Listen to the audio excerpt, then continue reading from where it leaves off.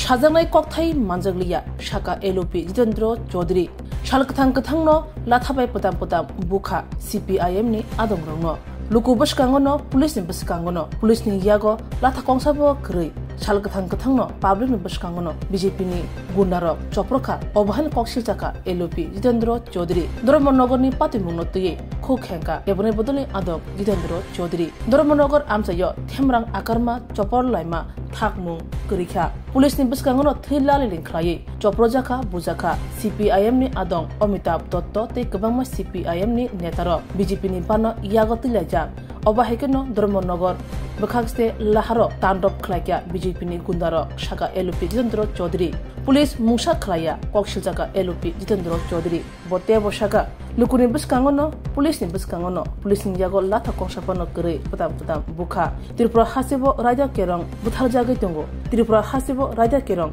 muthangai nagna nangnai kokasarkha LOP Jitendra Chaudhary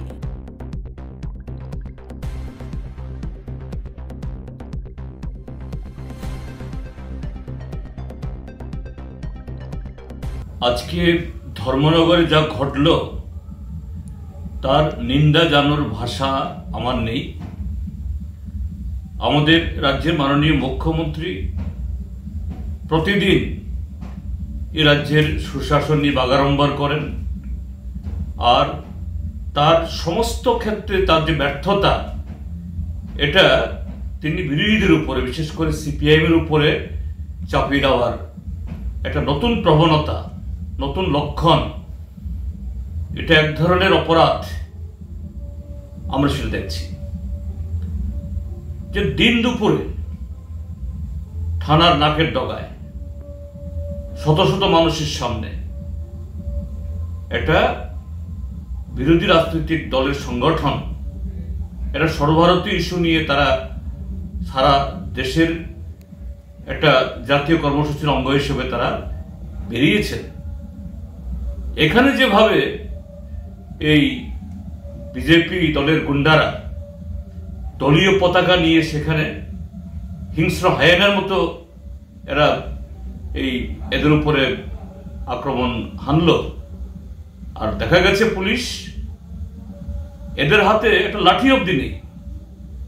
তো এটা একটা মানে আকস্মিক ঘটনা, হঠাৎ ঘটেছে, বিচ্ছিন্ন, এটা মনে করার কারণ নেই।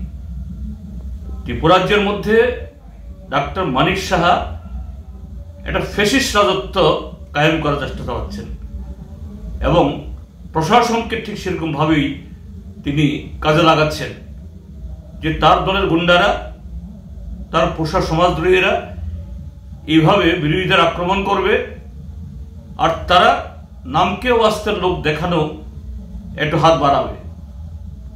আমাদের একজন প্রাক্তন বিধায়ক, পার্টি রাজ্য সম্পাদক মন্ডলীর সদস্য কমরেড অমিতাভ দত্ত, আমাদের পার্টির ধর্মনগর মহকুমার সম্পাদক কমরেড রতন রায় সহ আরো 4 জন কমরেড গুরুতর আহত হয়েছেন। কি জবাব দেবে? এবং আমি যা খবর পেয়েছি, এই ঘটনাটা ঘটেছে আমাদের রাজ্যের মাননীয় অধ্যক্ষ তার বাড়ির পাশে, সেখানে কংগ্রেস দলের একটা অফিসও আছে, এই অফিসের সামনে।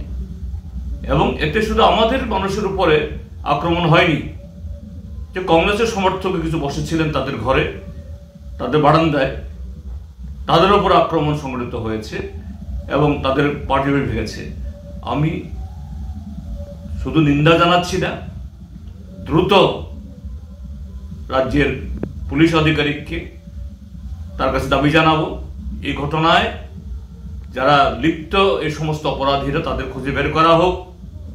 আর যে সমস্ত পুলিশ অফিসাররা এবার দাঁড়িয়ে থেকে নিরীহ এই নাগরিকদের, গণতান্ত্রিক কর্মসূচিতে অংশগ্রহণকারী যারা আমাদের সমর্থক বা কংগ্রেস দলের সমর্থক, যাদের উপরে এই আক্রমণটা সংঘটিত হয়েছে, এই সমস্ত পুলিশ অফিসার যাদের দুর্বলতার কারণে এগুলি হলো, এদেরও শাস্তির ব্যবস্থা করা হোক। আর ত্রিপুরাজ্যের সমস্ত গণতান্ত্রিক জনগণকে আহ্বান জানাবো রাস্তায় নামুন, কথা বলুন। এই মানিক সাহার নেতৃত্বে আজকের এই সরকার, এর দ্বারা শুধু আইন শৃঙ্খলা না, ত্রিপুরা রাজ্যের সমস্ত কিছু আজকে ধ্বংসের পথে। একে বাঁচাতে হবে, নতুবা এ রাজ্যে কোনো সুস্থ মানুষ তার অধিকার নিয়ে বাঁচতে পারবে না। সবাই তাদের হাতেই, অর্থাৎ সমাজের হাতেই আমাদের প্রধানত হয়ে থাকতে হবে।